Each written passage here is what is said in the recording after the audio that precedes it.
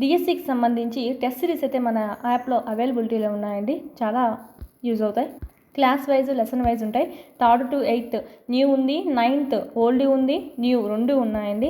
10th 2023కి సంబంధించిన text book సంబంధించి ఉన్నాయి. ఇక్కడ మీరు చూసినట్టయితే 9th న్యూ టెస్ట్ కూడా మీకు అప్డేట్ అయిపోయినాయి, ఆల్ సబ్జెక్ట్స్ అనేటివి.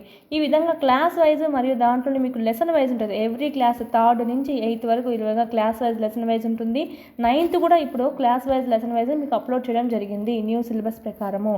కంపల్సరీ ఇంకా ఎవరైనా పర్చేజ్ చేసుకోండి వాళ్ళంటే చేసుకోండి. ఎందుకంటే ఈ విధంగా లెసన్ వైజ్ అయితే ఎక్కడ మీకు ప్రొవైడ్ చేయడం లేదు. అందరూ టాపిక్ వైజ్ ఇస్తున్నారు కానీ ఈ విధంగా లెసన్ వైజ్ అయితే ఎక్కడా దొరకట్లేదు. సో ఈ అవకాశాన్ని యూజ్ చేసుకోండి.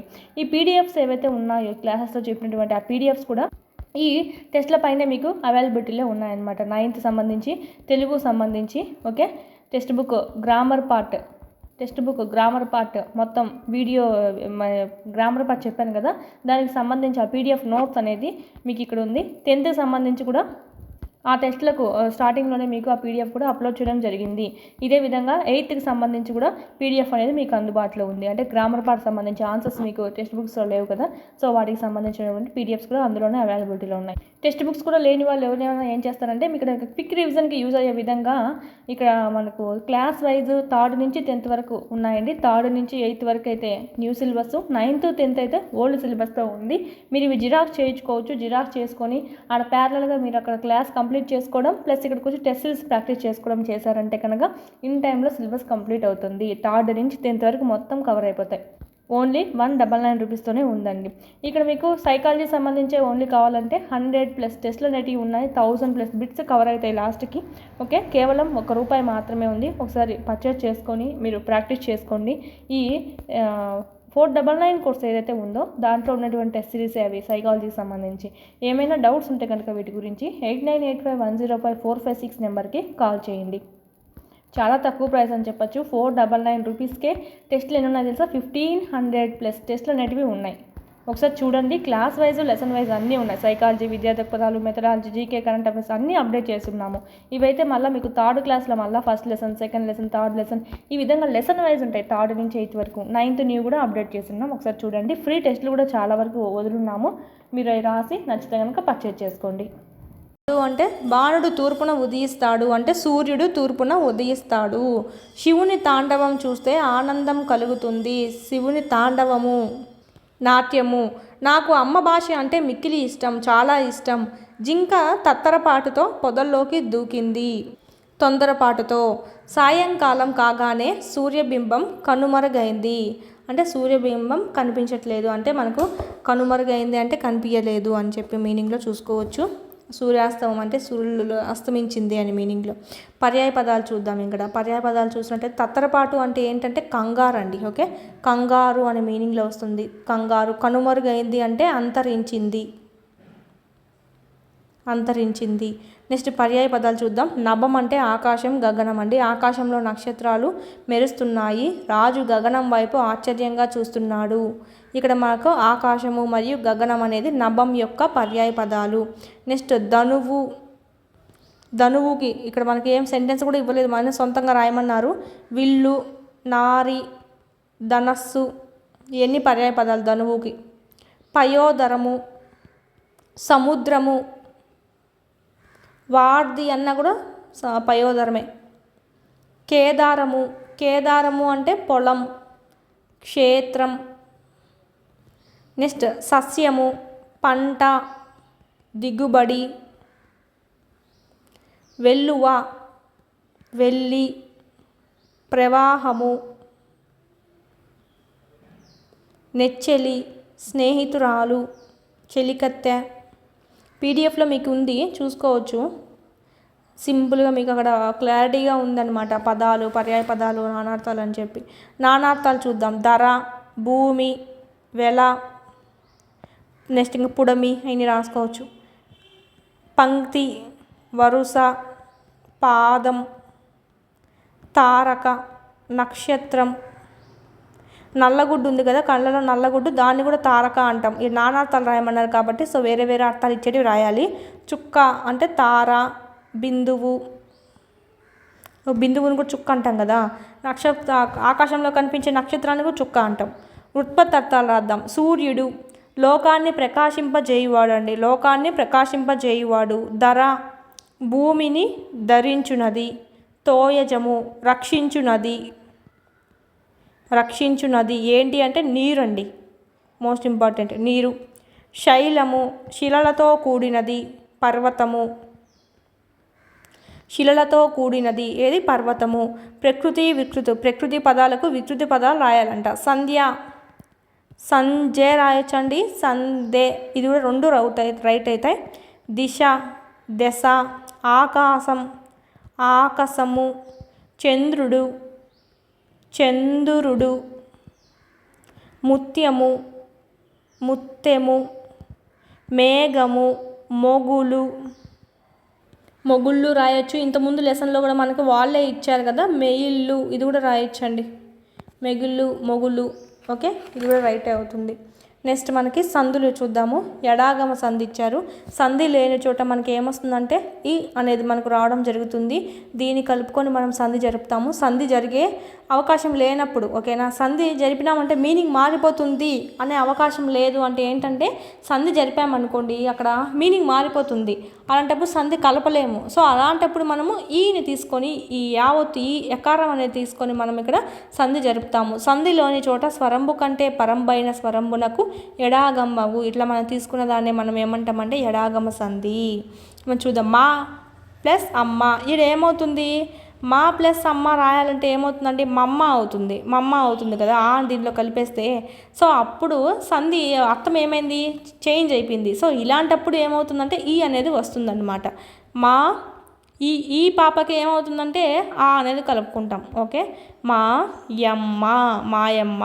ఓకే, ఇది మనకు సంధి జరపలేము అంటే అర్థం ఏంటంటే ఇలా కలిపితే మీనింగ్ అనేది వెళ్ళిపోతుంది. మీ ప్లస్ ఇల్లు ఏమవుతుంది మిల్లు అవుతుంది. మిల్ అంటే ఏంటి, అర్థం మారిపోయింది కదా, రైస్ మిల్లా అలాగ వస్తుంది. సో ఇక్కడ అర్థం మారిపోయింది కాబట్టి సో ఇలాగా మనము కలపకూడదు, యా తీసుకోవాలి. మీ ప్లస్ ఇల్లు, మీ ఇల్లు, ఇప్పుడు మీనింగ్ మారదు, ఇలాంటప్పుడు తీసుకోవాలండి. సంధి జరగనప్పుడు అచ్చు కంటే పరంబైన అచ్చుకు ఎడాగమం అనేది వస్తుంది. అంటే మనకి ఇక్కడ చూడండి ఈ విధంగా మనము ఆగమనంగా చూసుకుంటాము. అందుకే ఎడాగమం అంటే యా అనేది ఆగమనంగా వచ్చింది కాబట్టి ఎడాగమం. దీన్ని మనము ఇదంతా ఇచ్చారు, నేనైతే సింపుల్గా చెప్పాను.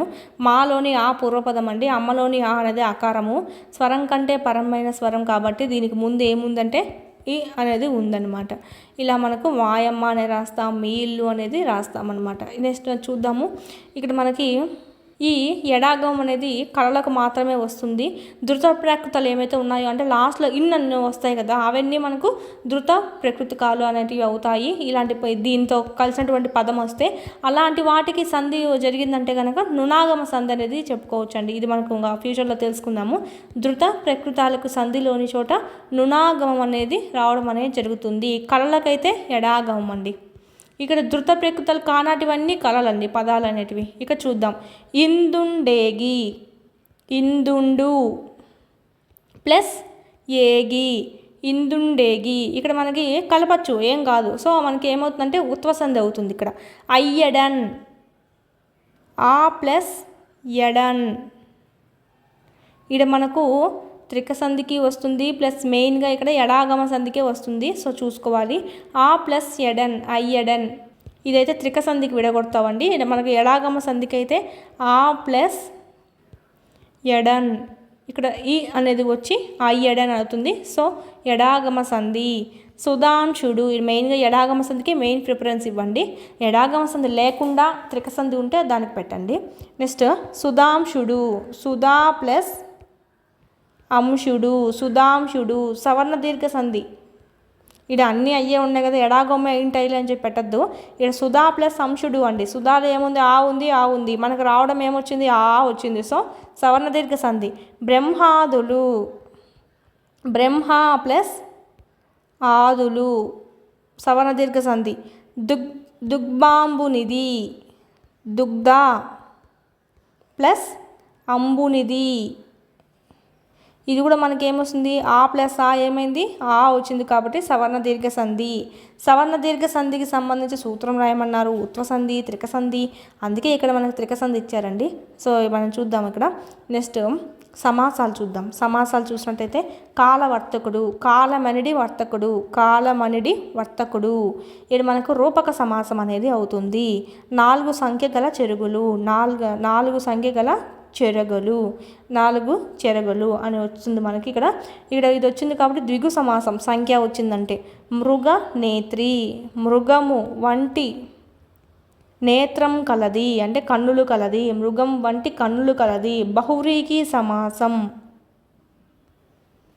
చుక్కలకు రేడు, చుక్కరేడు, చుక్కరేడు అంటే చుక్కలకు రాజు అని చుక్కరేడు, చుక్కరేడు, చుక్కలకు రేడు. షష్ఠీ తత్పురుష సమాసం కున్ను వచ్చింది కదా ఇక్కడ. మహోదది, మహా ప్లస్ ఉదది. మనకి ఇక్కడ అడిగింది ఏంటంటే సమాసం కాబట్టి సో చూద్దాం. మహా ప్లస్ ఉదది గుణసంధి అవుతుంది. సంధికి చూసుకుంటే ఓ వచ్చింది కాబట్టి ఇక్కడ మనకు గొప్పదైన, మహా అంటే ఏంటి గొప్ప, గొప్పదైన ఉదది. గొప్పదైన అంటే విశేషణం, ఉత్తరపద పూర్వపద ప్లేస్లో ఉంది కాబట్టి విశేషణ పూర్వపద కర్మధారయ సమాసం. ద్వంద్వ సమాసానికి ఒక ఎగ్జాంపుల్ రాయమన్నారు. తల్లిదండ్రులు, సూర్యచంద్రులు, ఏదైనా రాయొచ్చు. తల్లి తండ్రి, సూర్యుడు చంద్రుడు. ఓకేనా. నెక్స్ట్ అలంకారాలు చూద్దాం. ఉత్ప్రేక్ష అలంకారం ఊహా ప్రధానమైనదండి. ఇది ఉపమాన ధర్మ సామ్యం చేత ఉపమేయాన్ని ఉపమానంగా ఊహించి చెప్తాం. ఆమె మొహం చంద్రబింబం అన్నట్లు ఉంది అంటే ఊహించారు. ఇక్కడ చంద్రబింబం లాగా ఉందని చెప్పలేదు, చంద్రబింబం ఏమో అన్నట్లుగా ఉంది, చంద్రబింబం అన్నట్లు ఉంది. ఓకేనా. ఈ వెన్నెల పాల వెల్లిలా అన్నట్లు ఉంది, అన్నట్లు ఉన్నట్లు ఇలాంటివన్నీ వస్తే మనకి ఇక్కడ ఉత్ప్రేక్ష అలంకారం అండి. ఇది మనకు సంబంధించి ఛందస్సు ఇక్కడ మనకు శార్దూలం గురించి ఇవ్వడం జరిగింది. శార్దూలం యొక్క లక్షణాలు చూసినట్టయితే మసజస తతగా వస్తుంది ప్రతి పాదంలోనూ. ఇది వృత్తజాతికి చెందినటువంటి పద్యము. 4 పాదాలు ఉంటాయి. ప్రతి పాదంలో 19 అక్షరాలు ఉంటాయన్నమాట. 3, 4, 5, 6, 7, 8, 9, 10, 11, 12, 13, 14, 15, 16, 17, 18, 19 అలాగైనా ఎంచుకోండి. ఇవైనా ఎంచచ్చు, ఏం ఇబ్బంది ఏం లేదు. అవి ఎంచినా 19 వస్తాయి. మసజస తతగా వస్తుంది. ప్రతి పాదంలో 13వ అక్షరం యతిస్థానం కలిగి ఉంటుంది. 13 అంటే ఏదంటే ఇది వస్తుంది. 13 అంటే ఏంటంటే దా అనేది మనకు 13కి వస్తుంది. ఇక్కడ చూడండి ఆ ఉంది, ఇక్కడ కూడా మనకు ఆనే ఉంది. సో యతిస్థానం అనేది చెల్లుతుంది. ప్రాస నియమం అనేది ఉంటుంది. ఇది మనకు లఘు గురువులు గుర్తించమన్నారు. ఇదంతా మనకి ఈజీగా చేసుకోవచ్చు. పాండురంగ మహత్యం అనే దానిలోంచి మనకు తీసుకున్నారు. తెనాలి రామకృష్ణుడు. వాసోనిగ్రహ మొన్న రాకలియు నిర్వటుల్ గనింపర్తలల్ ఆయుత నియుతలిద్దరూ అగస్త్యుని శిష్యులు. వారికి చదువు అంటే ఎంతో శ్రద్ధ అంట. మాసెంగాయన అంగముల్ బడలిన్ బాటింపరట్టుండని ఎలాంటి దుస్తులు ధరించారో పట్టించుకోరు. ఆకలి ఆకలి అంటే మడలి బాటింప రట్టుండని ఇక్కడ మనకు ఆకలి దప్పుకుల గురించి కూడా ఆలోచించరంట. యాసయంబుగా నానిశాత్య మయుగా నామ్నయముల్ గ్రొల్చుచో నాసిన ప్రచలాయితం బైన లేదాహ వితర్కింపగన్. తలలు మానిన శరీరం అలసిన శ్రద్ధ అనేది పెట్టరంట. వాటి అంటే తలల మీద శరీరం మీద అని. అహోరాత్రులు చదువు గురించే ధ్యాస. వేదాలు వల్ల వేస్తున్నప్పుడు కదలక మెదలక కునికి పాటలు పదలకుండా శ్రద్ధగా చదువుకునేవాళ్ళు అని చెప్పి మనం చూద్దాం. నెక్స్ట్ లెసన్ ఆత్మకథ.